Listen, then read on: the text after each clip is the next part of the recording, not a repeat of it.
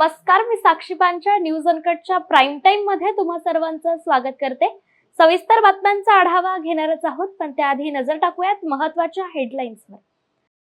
सदा सरवणकर निवडणूक लढवणार, राज ठाकरेंनी भेट नाकारली। कोल्हापूर उत्तर विधानसभा मतदारसंघातून काँग्रेसचे उमेदवार मधुरिमा राजे छत्रपती यांची माघार। धुळ्याच्या साक्रीत छत्रपती शिवाजी महाराजांच्या पुतळ्याला बूट घालून पुष्पहार अर्पण केल्याने वाद। आणि पुणे महानगरपालिकेच्या PMC केअरला I E international smart cities पुरस्कार जाहीर। आता पाहूयात सविस्तर वृत्त। मुख्यमंत्री एकनाथ शिंदे यांचं कार्यक्षम नेतृत्व आणि भंडाऱ्याचे आमदार नरेंद्र भोंडेकर यांच्या कार्यप्रणालीवर विश्वास ठेवून गेल्या 3 दिवसात 500 पेक्षा अधिक युवकांनी शिवसेनेत प्रवेश केलाय। यात काँग्रेस आणि इतर पक्षातील युवक आणि काही पदाधिकाऱ्यांचा समावेश असून आमदार नरेंद्र भोंडेकर यांनी सर्वांचं स्वागत केलंय। मोठ्या प्रमाणात युवकांच्या शिवसेना प्रवेशानं भोंडेकर यांना निवडणुकीत फायदा होईल असं सांगितलं जातंय। जळगावातील चोपडा मतदारसंघ हा अनुसूचित जमातीसाठी राखीव असल्याने या मतदारसंघातून 16 जणांनी उमेदवारी अर्ज दाखल केले होते। आज शेवटच्या दिवशी राष्ट्रवादी काँग्रेस शरद पवार गटाचे इच्छुक उमेदवार डॉक्टर चंद्रकांत बारेला यांनी आपला अपक्ष उमेदवारी अर्ज वरिष्ठांच्या आदेशामुळे मागे घेत असल्याचं सांगत बंडखोरी मागे घेतली आहे। नमस्कार, मी डॉक्टर चंद्रकांत बारेला। मी एक राष्ट्रवादी काँग्रेस पार्टीचा एक निष्ठावान कार्यकर्ता आहे। आमचा चोपडा विधानसभेची जागा उद्धव बाळासाहेब ठाकरे गटाला गेल्यामुळे मी या मतदारसंघामध्ये अपक्ष उमेदवारी दाखल केलेली होती। मी आता काल आमचे माननीय शरद पवार साहेब, आमचे जयंत पाटील साहेब, माननीय रोहित दादा पवार आणि सुप्रियाताई, त्याचप्रमाणे आमचे आदर्श अरुणभाई गुजराती यांच्या सगळ्यांच्या शब्दाला मान देऊन मी माझी उमेदवारी अर्ज या ठिकाणी मागे घेत आहे। आणि यानंतरही पक्षाचा एक निष्ठावान म्हणून मी पक्षाची ध्येयधोरणं आणि पक्ष वाढवण्यासाठीचं काम करणार आहे। धन्यवाद। विधानसभा निवडणुकीत आज अर्ज माघार घेण्यासाठी शेवटची मुदत होती।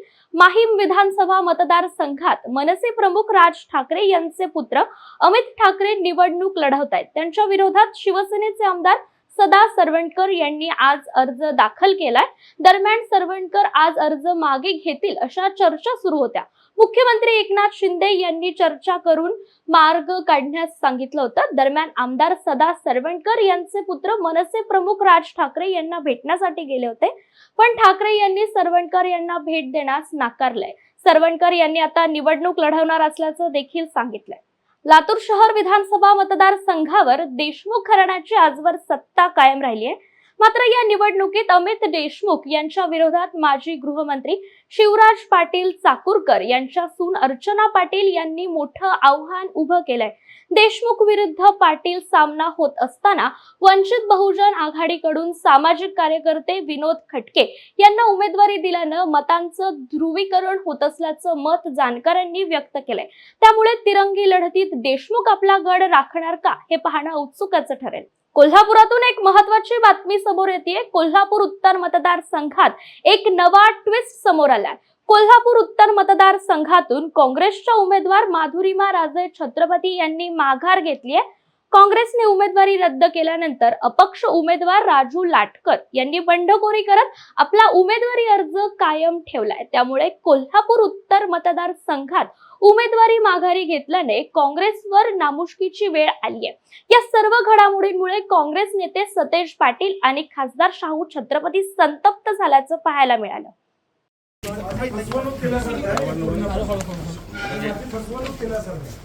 पूर्णपणे माझी फसवणूक केला सर, हे नाही चाललं। आधीच निर्णय घ्यायचा होता नाही म्हणून, आम्हाला काय अडचण होती, आधीच निर्णय घ्यायचा होता ना नाही म्हणून। नाही हे चुकीचं आहे मला, हे काय बरोबर नाही, मला मान्य नाही। आधीच निर्णय घ्यायचा होता नाही म्हणून ना, मला तोंड कशी पाडायची काय गरज होती? हा, हे जे बरोबर नाही, अजिबात बरोबर नाही, लक्षात ठेवा। तुम्हाला सांगतो, मी जेवढ्याने आग लावल्याचं की नाही तेवढ्या सगळ्यांना सांगतो। महाभ्रष्ट महायुती भाजप सरकारच्या काळात गुजरातच्या ठेकेदारांना मोठी कामं दिली, तर टाटा, एअरबस, वेदांता, फॉक्सकॉन हिरे उद्योग, बल्क ड्रग्स पार्क सारख्या महाराष्ट्रातील मोठे प्रकल्प गुजरातला पाठवून येथील रोजगार देखील पळवला। शिंदे, फडणवीस, अजित पवार सरकार महाराष्ट्रासाठी नाही तर गुजरातसाठी काम करताय असा खोचक टोला काँग्रेस वर्किंग कमिटीचे सदस्य आणि विधानसभा निवडणुकीसाठी उत्तर महाराष्ट्राचे वरिष्ठ निरीक्षक खासदार सय्यद नासिर हुसेन यांनी लगावलाय. तसेच महाराष्ट्रातील जनतेने महाराष्ट्रासाठी काम करणाऱ्या पक्षाला निवडून द्यावं असं आवाहन यांनी मतदारांना केलंय. बातमीपत्रात वेळ झाली छोट्याशा विश्रांतीची. लगेचच परत येऊ. पाहत रहा न्यूज अनकट. ऐतिहासिक वारसा लाभलेला मराठ मुलूक महाराष्ट्र. या महाराष्ट्राला विविध रंगी छटा आहेत. साहित्य, कला, पर्यटन, नृत्य, भाषा, संत परंपरा अशा विविधतेने तो नटलेला आहे.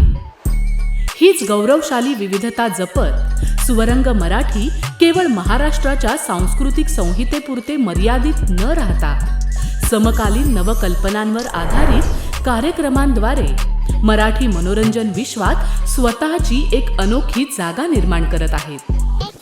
मराठी मनोरंजन क्षेत्रातील उत्तम दिग्दर्शक, लेखक आणि निर्मात्यांच्या प्रतिभेचा पुरेपूर वापर करून मनोरंजनाचा आगळा वेगळा रंग उधळण्यास आम्ही सज्ज आहोत. स्वरंग मराठीचे उद्दिष्ट मराठी मनोरंजन क्षेत्रामध्ये मनोरंजनाची वहिवाट सोडून रूढीवादी पद्धती तोडून मनोरंजनाचा समृद्ध अनुभव प्रदान करून देण्याचा आहे. म्हणूनच यात विविध पद्धतीचे मनोरंजक आणि माहितीपूर्ण कार्यक्रम स्वरंग मराठीवर बघता येतील. शेवटी एकच, धकाधकीच्या जीवनात धांगडधिंगा करण्यापेक्षा बसूया, हसूया, गाऊया, जगूया. नाती गोती श्रावण मोती गावामधले जीवंत रंग. नाती गोती श्रावण मोती गावामधले जीवंत रंग. चला जोडूया, चला पाहूया, जशी संस्कृती तसा स्वरंग. विश्रांतीनंतर पुन्हा एकदा स्वागत. पाहूयात उर्वरित बातमीपत्र. आगामी विधानसभा निवडणुकीत चिंचवड विधानसभा मतदारसंघामध्ये महायुतीकडून भाजपचे शहराध्यक्ष शंकर जगताप यांना उमेदवारी मिळाली. उमेदवारी मागे घेण्याच्या शेवटच्या दिवशीपर्यंत नाना काटे यांनी अर्ज कायम ठेवलं होतं. आज अर्ज मागे घेण्याच्या दिवशी काटे बंडखोरीवर ठाम होते. अखेर अजित पवारांचा फोन झाल्यानंतर त्यांनी 1 तास अगोदर माघार घेतलीय. तसेच चिंचवड विधानसभेतून महायुतीचे उमेदवार शंकर जगताप यांना पाठिंबा देणार असल्याचं देखील त्यांनी सांगितलं. राज्याच्या पोलीस महासंचालक रश्मी शुक्ला यांची बदली झाल्यानंतर विधान परिषदेचे विरोधी पक्षनेते अंबादास दानवेंनी आपली प्रतिक्रिया देताना शुक्लांवर अनेक आरोप केलेत. भाजपचं काम करण्यापासून ते बदल्यांमधील घोटाळ्यांचा उल्लेख दानवेंनी आपल्या प्रतिक्रियेत दिलाय. बदली झाली, खरं तर उशीर झाला. आमची सातत्यानं तक्रार निवडणूक आयोगाकडे होती. रश्मी शुक्ला या भारतीय जनता पार्टीसाठीच काम करतात असा आमचा आरोप होता. मागच्या काळामध्ये त्यांनी संजयजी राऊत साहेब, नाना पटोलेजी, एकनाथजी खडसे यांचे फोन टॅपिंगचा आरोप त्यांच्यावर होता. नवे सत्य होतं. त्यांच्यावर गुन्हे दाखल होते, त्यांच्यावर कारवाई प्रस्तावित होती, परंतु त्यांनी भारतीय जनता पार्टीच्या मदतीनं या सगळ्या कारवाई टाळण्यासाठी अतोनात प्रयत्न केलेले होते. आणि नंतर सरकार बदलल्यानंतर त्या या राज्याच्या DG झाल्यानंतर यांनी ज्या पद्धतीनं काम केलं पूर्णपणे भारतीय जनता पार्टीच्या दबावाखाली किंवा त्यांच्यासाठी जे आवश्यक आहे ते काम केलेलं आहे. आता त्यांची बदली होत असताना निवडणूक आयोगाने झारखंडसाठी, पश्चिम बंगालसाठी वेगळा न्याय लावला होता आणि महाराष्ट्रासाठी वेगळा न्याय लावला होता. आता मी ही अशी मागणी करेन की त्यांनी या सगळ्या बदल्या होत असताना त्यांनी सुद्धा काही बदल्या केल्या, त्या राजकीय हेतूने प्रेरित असा माझा आरोप आहे. मुंबईमध्ये, ठाण्यामध्ये, नवी मुंबईमध्ये. गोंदियाच्या आमगाव देवरी विधानसभा क्षेत्राचे महायुती उमेदवार संजय पुराम यांना भारतीय जनता पक्षाने तिसऱ्यांदा निवडणूक लढवण्याची संधी दिली असून संजय पुराम हे उद्यापासून प्रचाराला सुरुवात करताय. संजय पुराम हे 2019 मध्ये पराभूत झाले होते. मात्र सतत 5 वर्ष मतदारसंघातील कामे केल्याने त्यांना महायुतीकडून संधी देण्यात आल्याचं मत पुराम यांनी व्यक्त केले. भाऊ, काय सांगाल? भारतीय जनता पक्षाने तुम्हाला तिसऱ्यांदा उमेदवारी दिलेली आहे. या निवडणुकीमध्ये प्रचाराची सुरुवात तुम्ही कधीपासून करणार आहात आणि काय अजेंडा असेल निवडणुकीचा? मी सर्वप्रथम भारतीय जनता पक्षाचे सर्व ज्येष्ठ नेते, श्रेष्ठ नेते यांचे मी मनापासून आभार व्यक्त करतो की त्यांनी मला तिसऱ्यांदा संधी दिली. 5 तारखेपासून आपण दत्तात्रय भगवान यांचा आशीर्वाद घेऊन हर्दोलीवरून आपण प्रचाराचा नारळ फोडणार आहोत। त्या रॅलीमध्ये संपूर्ण पुराळा जिल्हा परिषदेचे पदाधिकारी त्या कार्यकर्ते त्या ठिकाणी उपस्थित राहणार आहेत आणि तिथूनच आपण विधानसभा पिंजून काढणार आहोत आणि तिथूनच आपली प्रचार यात्रेला हर्दोलीवरून सुरुवात होत आहे। रायगड जिल्ह्यात महायुती विरुद्ध महाविकास आघाडी असा सामना रंगला असताना नवीन स्थापन झालेल्या बळीराज सेनेचे कृष्णा कोमनाक हे रायगडच्या श्रीवर्धन मध्ये आदिती तटकरेंना टक्कर देणार आहेत। पक्षाने राज्यात 11 उमेदवार विधानसभेच्या रिंगणात उतरवलेत। श्रीवर्धन मतदारसंघात माझी 25 वर्षांची सामाजिक राजकीय कारकीर्द असल्याने त्याच्या बळावर जनतेचा मला पाठिंबा मिळत असून ही विधानसभा मी जिंकेनच असा विश्वास कृष्णा कोमनाक यांनी व्यक्त केला।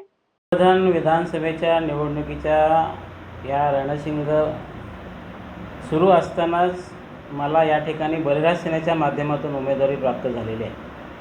ही निवडणूक आमच्यासाठी अतिशय प्रतिष्ठित आणि प्रतिस्पर्ध्याला पराभूत करण्यासाठीच आम्ही ही निवडणूक लढणार आहोत। 15 वर्ष माझं कार्यकाल शिवसेनेमध्ये आणि 10 वर्ष भारतीय जनता पार्टीमध्ये मी या मतदारसंघात काम केलं असल्या कारणाने या मतदारसंघामध्ये मला मानणारा खूप मोठा वर्ग आहे। या माध्यमातून मी अनेक लोकांना जोडलेलं आहे आणि त्याच्या माध्यमातून या मतदारसंघामध्ये लोकांना आता परिवर्तन करण्याकरता त्याने जिद्द ठेवलेली आहे। म्हणून या निवडणुकीमध्ये मला 100% यश मिळेल असा खात्री आहे। बातमीपत्रात वेळ झाली आहे छोट्याशा विश्रांतीची। लगेचच परत येऊ। पाहत रहा न्यूज अनकट।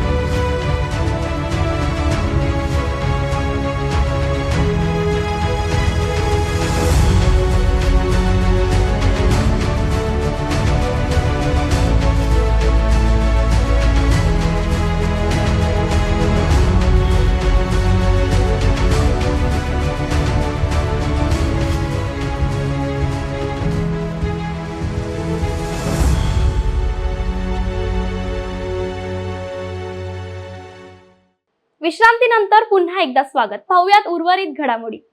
धुळ्याच्या साक्री विधानसभा मतदारसंघात उमेदवार आणि पदाधिकाऱ्यांनी छत्रपती शिवाजी महाराजांच्या पुतळ्याला बूट घालून पुष्पहार अर्पण केल्याने वाद निर्माण झालाय।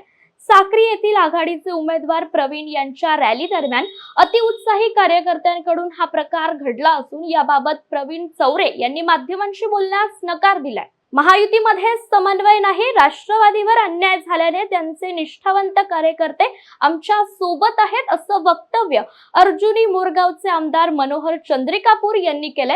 अजित पवार गटाकडून तिकीट न मिळाल्यामुळे त्यांनी बंडखोरी केली असून अर्जुनी मोरगावातून त्यांचे पुत्र सुगत चंद्रिकापूर अपक्ष लढवतायत। समन्वयाच्या अभावामुळे महायुतीला मोठं नुकसान होणार असल्याचं मत चंद्रिकापूर यांनी केलंय। महायुतीमध्ये समन्वय असता अशा प्रकारची वेगवेगळ्या युतीतील घटक पक्षाकडून अशा प्रकारचं वक्तव्य आलं नसतं। निश्चितच महायुती अंतर्गत सुद्धा फार धुसफूस चालू आहे। काही लोकांना जे विद्यमान आमदार होते त्यांना सुद्धा खूप डावलण्याचा प्रयत्न करण्यात आलेला आहे। त्याचाच एक व्हिक्टिम म्हणून मी सुद्धा आज आपल्या समोर आहे। परंतु या निवडणुकीमध्ये आम्हाला जरी घडी चिन्ह मिळालं नसेल तर आमच्या पाठीशी राष्ट्रवादी काँग्रेस पक्षाचे जे निष्ठावंत कार्यकर्ते आहेत, ज्यांना असं वाटतं की या आमदारावरती विद्यमान आमदारावरती निश्चितच अन्याय झालेला आहे आणि त्या अन्यायाच्या विरोधामध्ये ते निश्चितच आमच्या उमेदवाराला मदत करतील याचा मला पूर्ण विश्वास आहे।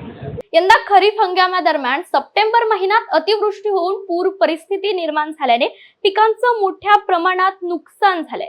गोंदियातील नुकसानाचे पंचनामे करून कृषी विभागाने भरपाईसाठी ₹24,29,27,000 रुपयांची मागणी जिल्हा प्रशासनाने शासनाकडे केली होती. पण याच दरम्यान विधानसभा निवडणुकीची आचारसंहिता लागू झाल्याने हा निधी मात्र अडकलाय. राज्यात नवीन सरकार सत्तेवर आल्यावरच हा निधी प्राप्त होण्याची शक्यता संबंधित विभागाकडून वर्तवली जाते. त्यामुळे शेतकऱ्यांना आता नुकसान भरपाई मिळवण्यासाठी 2 महिने प्रतीक्षा करावी लागणार आहे. IE स्मार्ट सिटीज टेक्निकल कम्युनिटीच्या वतीने आंतरराष्ट्रीय स्तरावर देण्यात येणारा इमर्जिंग इकॉनॉमी लेगसी सिटीज श्रेणीतील प्रथम क्रमांकाचा पुरस्कार पुणे महानगरपालिकेच्या PMC केअर प्रोजेक्टला मिळालाय. IE संस्थेच्या वतीने थायलंडमधील पटाया येथे 29 ऑक्टोबर ते 1 नोव्हेंबर 2024 या काळात झालेल्या IE इंटरनॅशनल स्मार्ट सिटीज कॉन्फरन्समध्ये या पुरस्काराचे वितरण करण्यात आले. पुणे महानगरपालिकेचे आयुक्त तथा प्रशासक डॉक्टर राजेंद्र भोसले यांना या सोहळ्यासाठी निमंत्रण करण्यात आलं होतं. या बातमीसह वेळ झाली प्राईम टाइम मध्ये इथेच थांबायची. पाहत रहा न्यूज अँकर.